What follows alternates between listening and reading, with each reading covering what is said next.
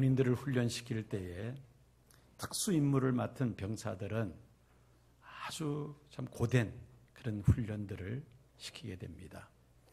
행정 업무 맡은 병사들에게는 그런 훈련을 시키지 않죠. 그런데 특수 임무를 맡은 고공 침투를 한다든지 전쟁이 일어나면 먼저 적진에 배후에 침투한다든지 그런 병사들은 정말 상상을 초월하는 그런 힘든 훈련을 시키면서 그런 임무가 부여되면은 성공적으로 임무를 잘 수행할 수 있도록 그렇게 아주 강하게 훈련을 시킵니다.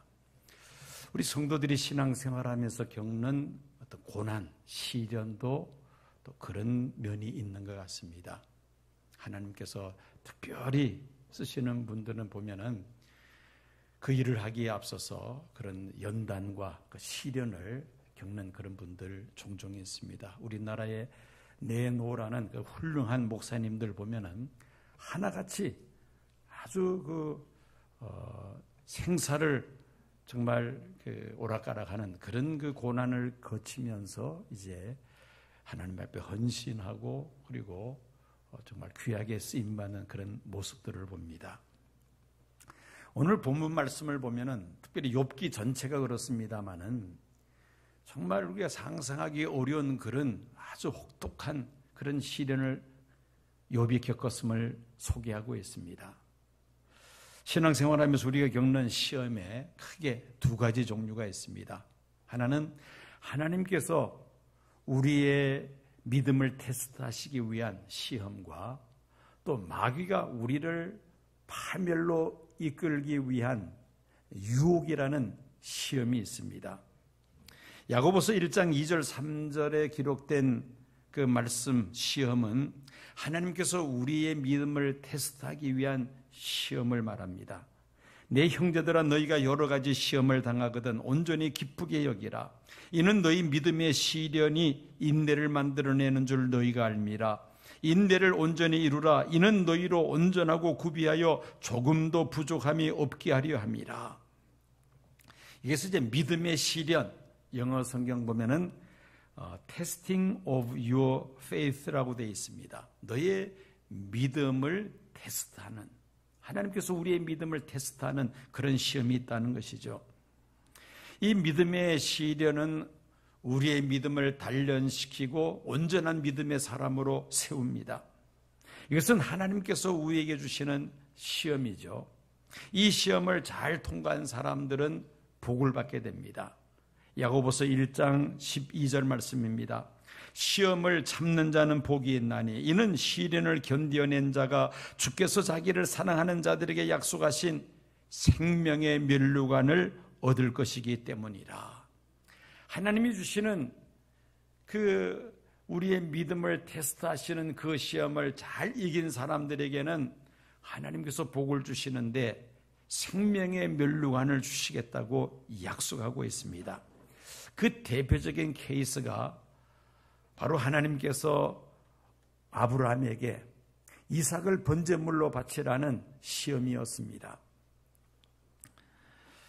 이삭이 청소년 시기에 하나님은 아브라함이 100세 때 낳은 아들 그 이삭을 하나님 앞에 번제물로 바치라는 겁니다. 이 번제물로 바치라는 것은 죽여서 불에 태우는 것을 말하죠. 차라리 자신이 불에 타 죽을지언정 사랑하는 독자 이삭을 번제물로 드린다는 것은 참 아브라함에게는 상상할 수도 없는 그런 일이었습니다. 아브라함에게 있어서 가장 소중한 것이라면 100세 때 낳은 하나밖에 없는 아들 이삭이 아니겠습니까? 그런데 그 이삭을 하나님께서 번제물로 바치라고 말씀하신 것입니다. 하나님께서 아브라함에게 이삭을 번제물로 바치라고 시험하신 이유가 있습니다. 과연 아브라함이 하나님을 더 사랑하는지 아니면 100세 때 낳은 아들 이삭을 더 사랑하는지 테스트하시기 위함이었습니다.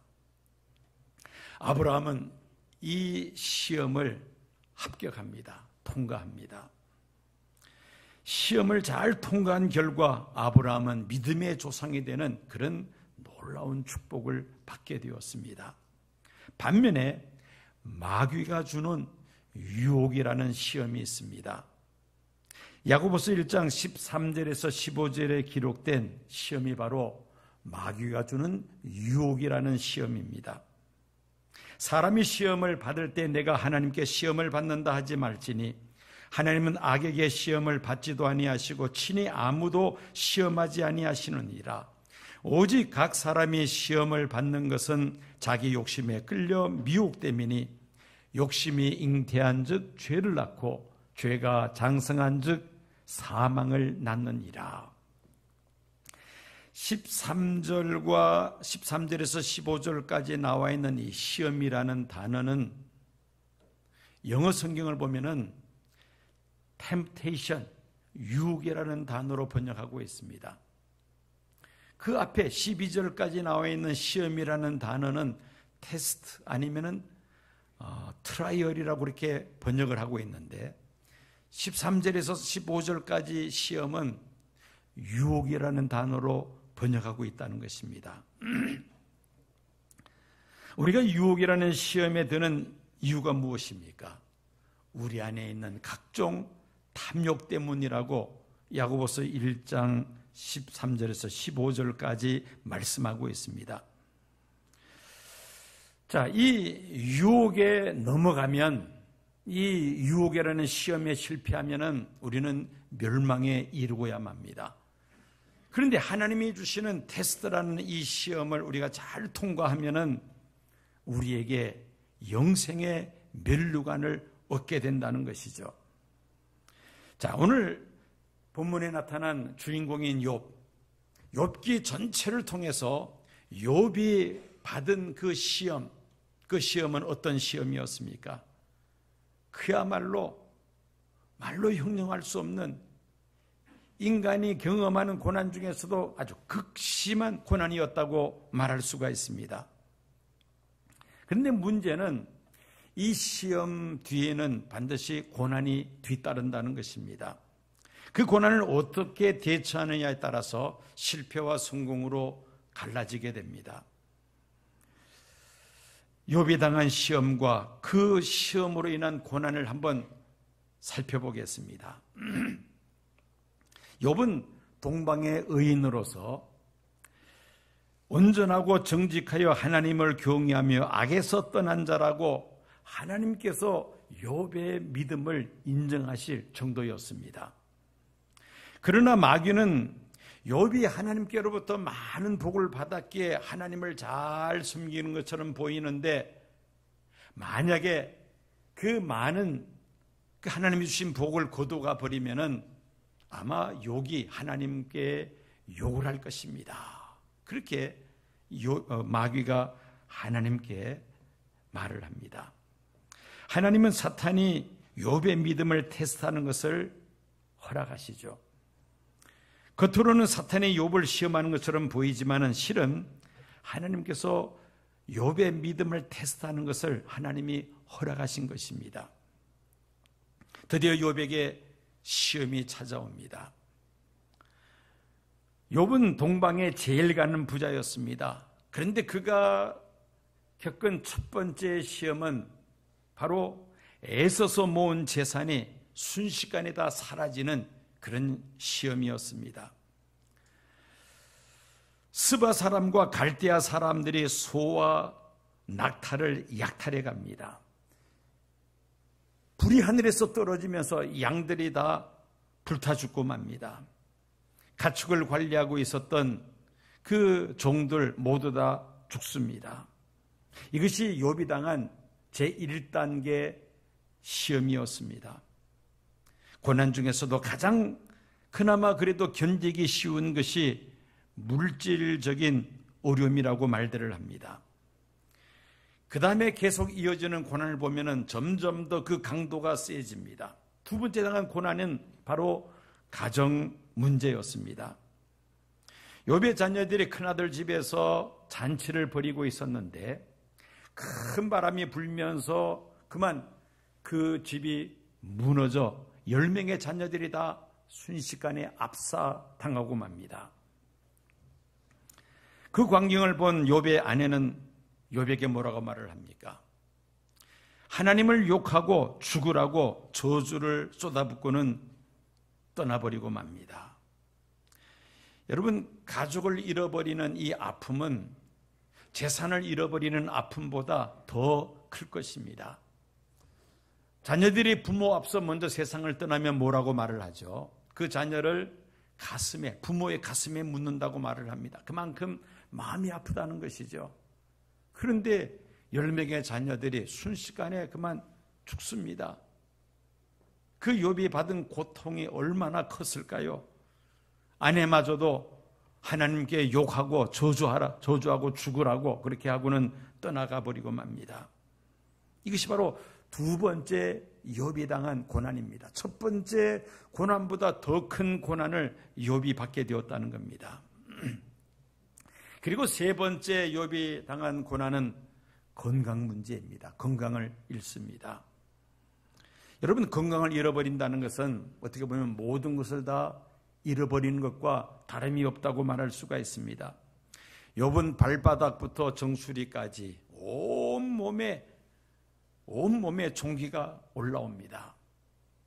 온몸에서 진물이 나고 그리고 몸에서 썩는 냄새가 납니다. 얼마나 그 몸이 가려운지 깨진 그 질그릇 조각으로 몸을 긁습니다마는 그것으로도 시원치를 않을 정도였습니다. 욥은 이런 혹독한 시련과 고난 속에서 자신의 생일을 저주하고 삶 자체를 부정합니다. 왜 어머니가 나를 낳았던고? 왜 어머니가 나에게 젖을 먹였던고? 차라리 어머니가 나를 낳지 않았으면 좋았을 터인데. 그는 하나님을 원망하지 않았지만은 그러나 자신의 그 비참한 삶에 대해서 자신을 원망하고 부정할 정도로 인간의 말로 형용할 수 없을 정도의 아주 가혹한 그런 고난을 욥이 받았던 것입니다. 이 소식을 듣는 욥의 친구들이 욥을 위로하기 위해서 욥에게 찾아왔습니다. 소문을 듣고 욥에게 찾아왔는데 소문보다는 훨씬 더 지금 욥이 심각한 그런 상태에 있음을 보고는 그들도 혀를 내두릅니다. 하나님이 살아계신다면은 의인이라고 칭송을 받고 있는 욥에게 어떻게 이런 시련이, 이런 고난이 있을 수가 있습니까? 아무리 생각을 해도 그들은 이해가 되지 않습니다. 필경 욥과 그의 가족에게 하나님께로부터 씻을 수 없는 그런 죄를 범하였기 때문에 이런 벌을 받는 것이 아니냐고 그들은 판단을 합니다. 혹독한 고난에 처해 있는 욥을 위로하기 위해 찾아온 욥의 친구들은 위로하기는커녕 욥을 판단하고 정죄합니다. 욥과 그의 자녀들이 얼마나 죄를 많이 지었기에 이런 엄청난 시련을 겪게 되었느냐고 빨리 회개하라고 욥을 판단하고 정죄합니다. 그러나 욥은 자신의 무죄함을 호소합니다. 친구들과 논쟁을 벌입니다. 욥이 자신을 변호하면 변호할수록 이 친구들의 정죄의 강도가 점점 더 세집니다. 그 내용이 욥기서에 가득 차 있습니다. 욥에게 찾아온 또 다른 고난은 무엇입니까? 사람들로부터 손가락질을 받게 된 것이죠. 세상 사람들이 욥은 의인이라고 그동안에 칭찬이 자자했었는데 욥에게 이런 고난이 찾아온 것을 보니까 필경 욥이 하나님 앞에 큰 죄를 지은 것이 아니냐, 용서받을 수 없는 죄를 지었기에 이런 고난을 받는 것이 아니냐, 사람들로부터 손가락질을 받게 된 것이라는 말입니다. 욥기 4장 3절에서 9절까지 대만 사람 엘리바스의 말입니다. 보라, 전에 내가 여러 사람을 훈계하였고 손이 늘어진 자를 강하게 하였고 넘어지는 자를 말로 붙들어 주었고 무릎이 약한 자를 강하게 하였거늘 이제 이 일이 내게 이름에 내가 힘들어하고 이 일이 내게 닥침에 내가 놀라는구나. 내 경외함이 내 자랑이 아니냐, 내 소망이 내 온전한 길이 아니냐 생각하여 보라. 죄 없이 망한 자가 누구인가? 정직한 자의 끊어짐이 어디 있는가? 내가 보건대 악을 밭갈고 독을 뿌리는 자는 그대로 거두나니 다 하나님의 입기운이 멸망하고 그의 콧김에 사라지느니라. 욥을 가장 잘 아는 그 가까운 친구로부터 욥은 어떤 말을 듣습니까?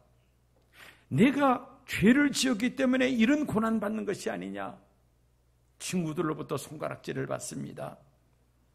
이러니 욥에게는 이 고난이야말로 가장 견디기 힘든 고난이 아니었을까 생각해 봅니다.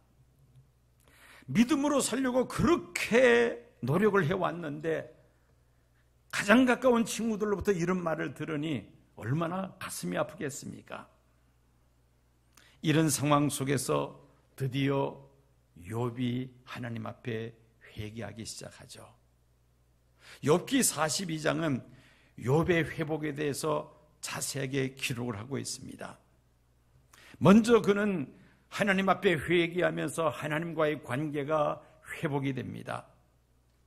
노만스 빈센트 필 박사는 믿는 만큼 이루어진다는 그 유명한 책 속에서 인격의 성숙을 위하여, 그 영혼의 순수함을 위하여 하나님의 사람으로 보다 더 성숙하기 위해서는 3단계를 거쳐야 된다고 하면서 이렇게 이야기를 합니다. 첫째는 겸손이다. 낮아지는 마음이다. 둘째는 최선을 다하는 것이다.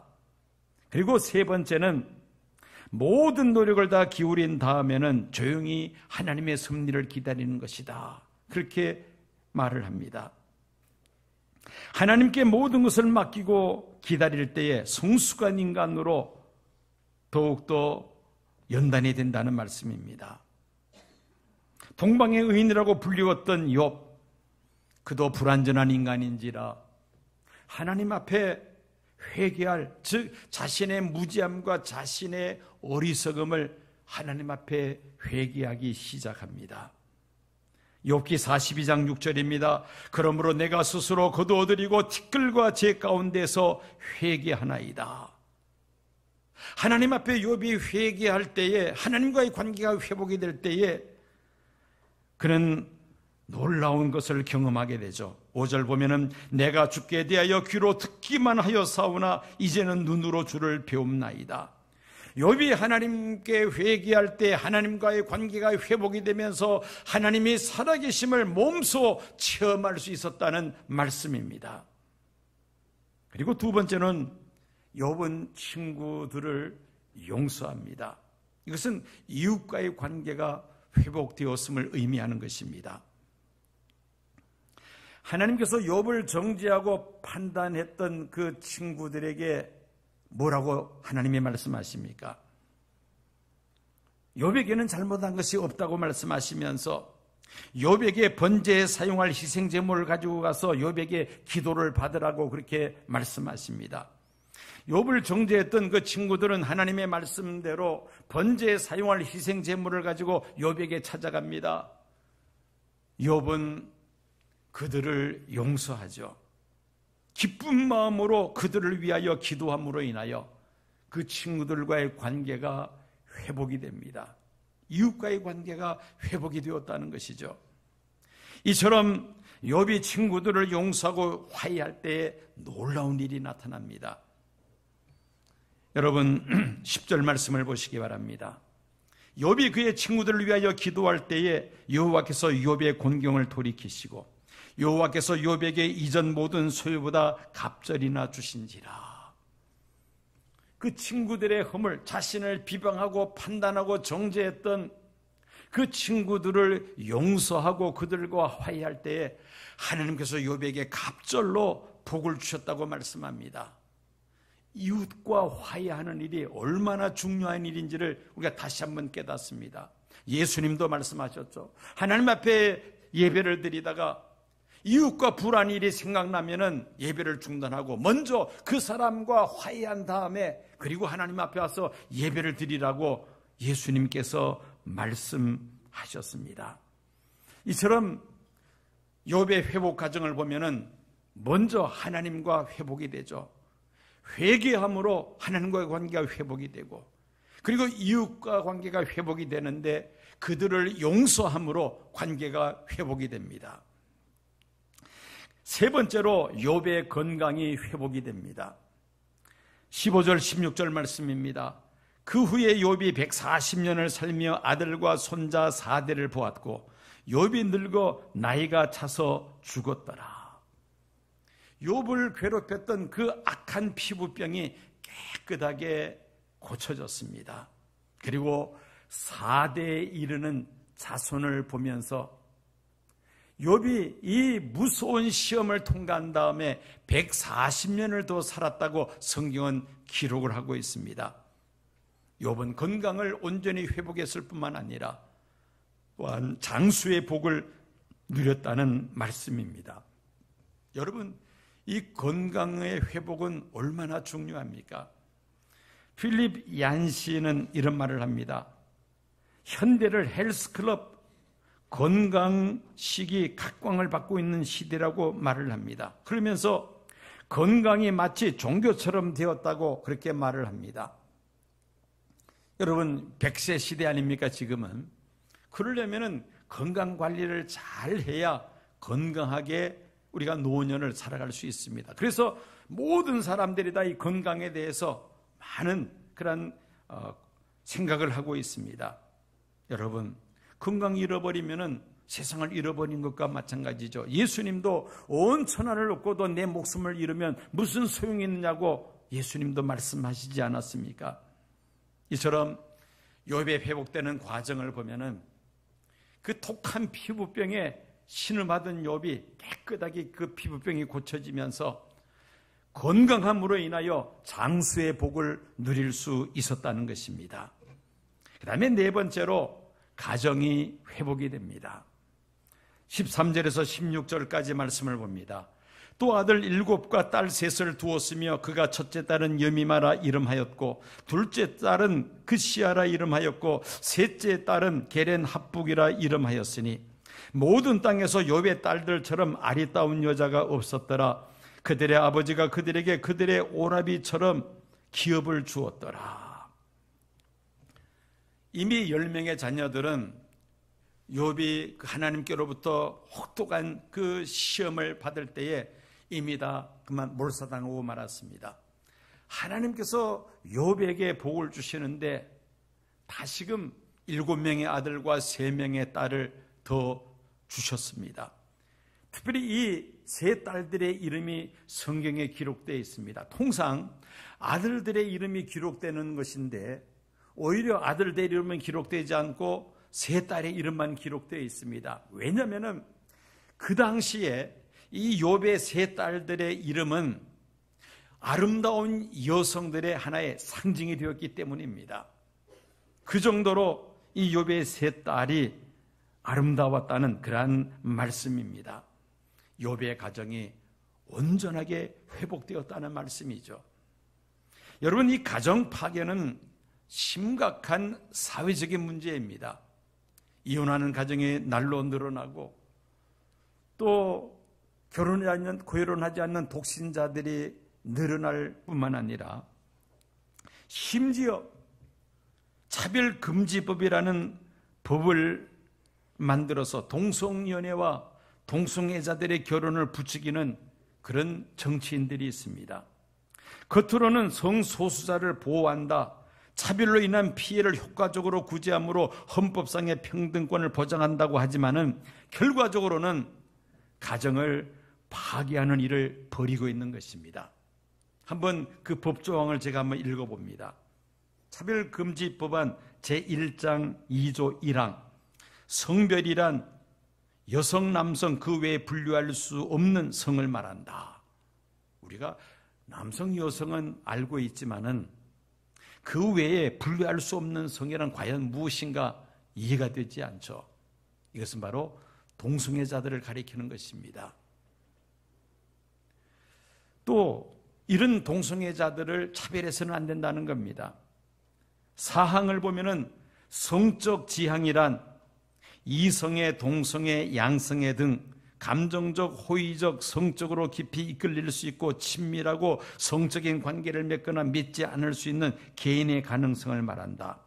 성적 취향을 차별해서는 안 된다고 주장하는데 그 성적 취향이란 무엇이냐?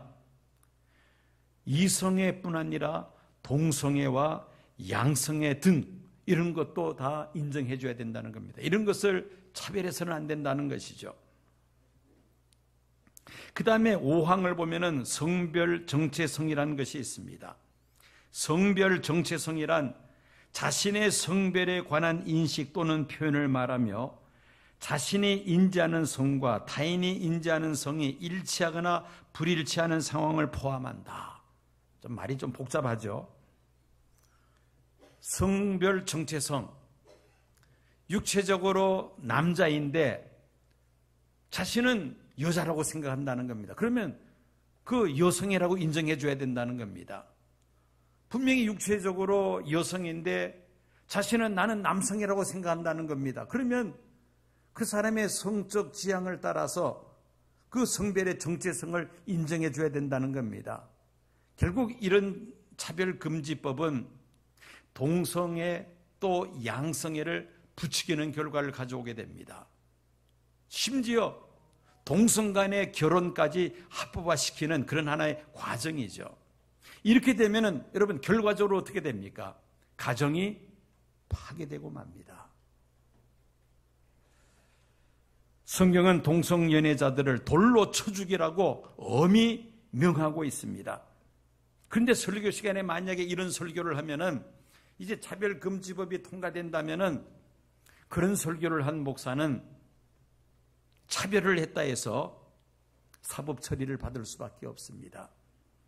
또 동성애자들이 목사에게 찾아와서 결혼 주례를 해달라고 할 때 나는 동성연애를 반대하기 때문에 결혼 주례 못 해준다 할 때에 이 사람들이 우리를 차별했다 해서 고소할 수가 있습니다.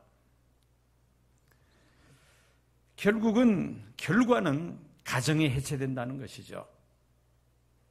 하나님은 욥의 가정을 온전하게 회복시켜 주셨습니다. 이것이 바로 하나님이 원하시는 것이죠. 가정을 해체시키는 것은 누가 원하는 것입니까? 사탄이, 마귀가 원하는 것이 아니겠습니까? 하나님은 욥을 회복시키시는데, 자, 한번 복습을 해볼까요? 처음에는 욥이 무엇을 회복했습니까? 회개함으로 하나님과의 관계가 회복이 되었습니다. 그 다음에 그 친구들을 용서함으로 인하여 이웃과의 관계가 회복이 되죠. 그러면서 그가 갑절의 복을 받습니다. 어떤 복을 받습니까? 먼저는 그의 건강이 회복이 되죠. 140년을 더 살았다고 성경은 기록을 합니다. 그리고 또 가정이 회복이 됩니다. 10자녀를 하나님께서 더 주신 것이죠.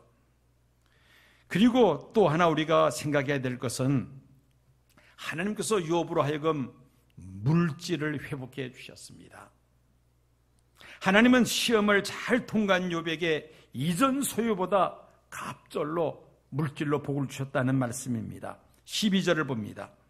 여호와께서 욥의 말년에 욥에게 처음보다 더 복을 주시니 그가 양 14,000과 낙타 6,000과 소 1,000개리와 암나귀 1,000을 두었고, 욥이 이 혹독한 시련을 받기 전에는 절반의 그런 가축들을 가지고 있었는데 다 잃어버리는 그런 시련을 통과한 다음에 하나님은 이전보다 배나 되는 가축을 주셨다는 겁니다. 그전에도 동방에 제일 가는 부자였는데 갑절로도 욥에게 복을 주셨다는 것입니다. 이것은 바로 물질의 회복을 의미하는 것이죠. 다른 것은 다 회복되었는데 물질은 회복이 되지 않았다. 이거는 온전한 회복이라고 말할 수 없습니다.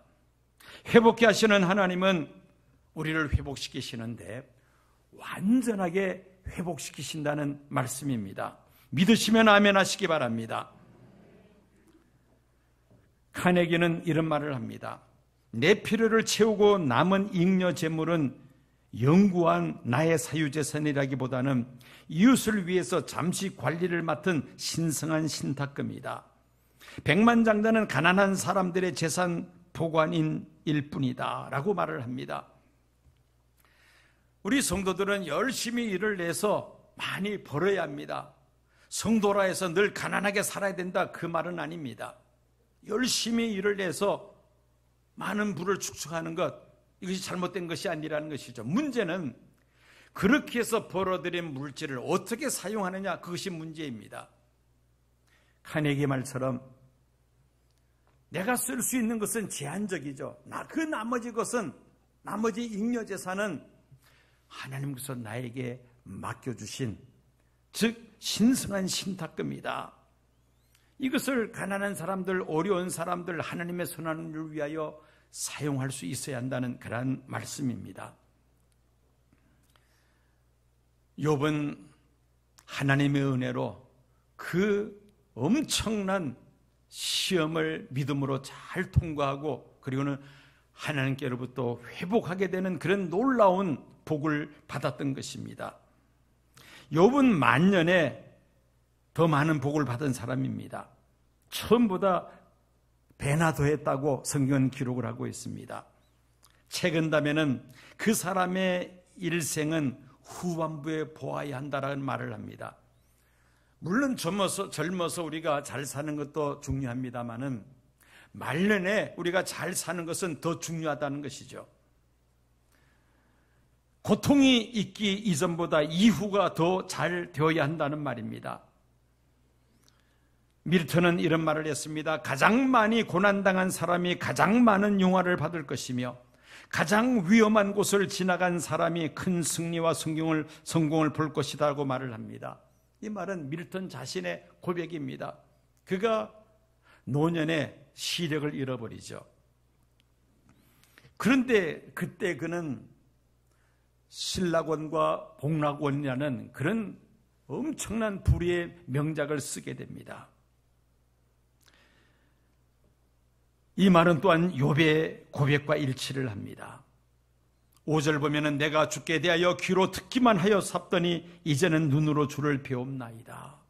지금까지는 내가 머리로서만 하나님을 믿었지만은 이 엄청난 시련을 통과하고 그리고 그 회복되는 과정 속에서 살아계신 하나님을 경험하게 되었다는 것입니다. 그리고 그는 온전하게 회복이 되어 그의 말년에 더 큰 복을 누릴 수 있었다는 것입니다.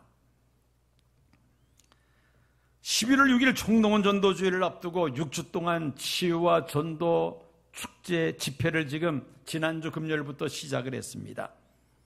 3주 동안은 치유 집회를 계속 진행을 할 것입니다. 3년간 이어진 코로나 팬데믹으로 인하여 육체에 병든 사람들이 있습니다. 또 코로나 후유증으로 고통받고 있는 그런 성도들도 있습니다. 이 코로나 팬데믹으로 인하여 신앙적으로 영적으로 침체된 성도들이 있고 정신적으로도 힘이 약해진 그런 성도들이 있습니다.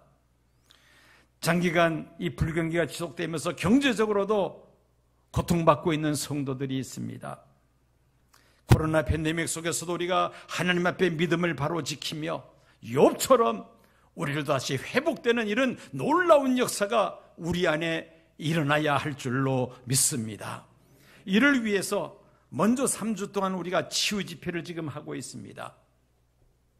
우리의 육체의 병, 우리의 마음의 병, 우리의 영적인 병, 이번 이 치유 집회를 통해서 깨끗하게 치유받을 뿐만 아니라 경제적인 문제까지도 해결받는 귀한 기회가 되실 줄로 믿습니다. 하나님과의 관계가 회복이 되고 우리의 이웃과의 관계가 회복이 되는 이런 놀라운 역사를 여러분들이 경험하게 될 때에 비록 우리가 3년 동안 코로나 팬데믹으로 많은 고생을 하였지만은 이 고난을 통하여 우리가 더욱더 연단된 믿음을 갖게 되며 하나님께로부터 회복되는 그런 놀라운 은혜를 경험할 수가 있다면은 우리의 신앙은 한 단계 더 성숙하게 될 줄로 믿습니다. 이 회복하는 과정을 위해서 여러분 6주 동안의 이 특별 집회에 열심히 참석하셔서 우리 안에 잃어버렸던 그 열정이 다시 회복이 되고 약해졌던 우리의 정신 상태가 강해지고 우리의 병든 육체까지 깨끗하게 치료받으며 경제적인 문제까지 다 해결받는 귀한 기회가 되시기를 축원합니다.